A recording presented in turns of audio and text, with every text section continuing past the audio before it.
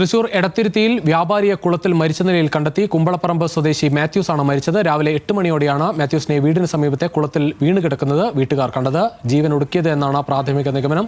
Levin K Vijayan ചേരുകയാണ് കൂടുതൽ വിവരങ്ങളുമായി തൃശൂരിൽ നിന്ന്. ലെവിൻ, വിശദാംശങ്ങൾ.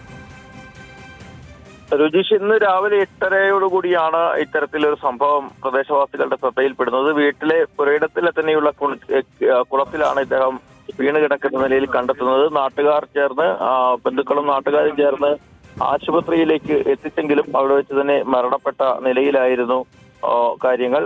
മാത്യൂസിന്റെ 2 കൈകളും കെട്ടിയിട്ട നിലയിലായിരുന്നു. ആദ്യഘട്ടത്തിൽ ഇത് മറ്റെന്തെങ്കിലും ദുരൂഹത സംഭവത്തിന് പിന്നിലുണ്ടോ എന്നുള്ളൊരു സംശയങ്ങൾ ഉയർന്നിരുന്നു.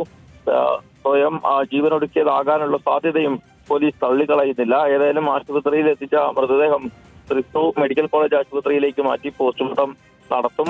ഈ സംഭവത്തിന് പിന്നിൽ മറ്റെന്തെങ്കിലും ദുരൂഹതകൾ അടക്കമുണ്ടോ എന്നുള്ള കാര്യം പോലീസ് പരിശോധിച്ചു വരികയാണ്. സാമ്പത്തിക പ്രശ്നങ്ങളെ തുടർന്ന് ഇദ്ദേഹം ബുദ്ധിമുട്ട് നേരിട്ടിരുന്നതായിട്ടുള്ള ചില മൊഴികളും ബന്ധുക്കളിൽ നിന്നും പോലീസിന് ശേഖരിക്കാനായിട്ടുണ്ട്. ഏതായാലും തുടർ നടപടികൾ വേഗത്തിലാക്കുകയാണ് പോലീസ്. രുചീഷ്. ശരി ലെവിൻ.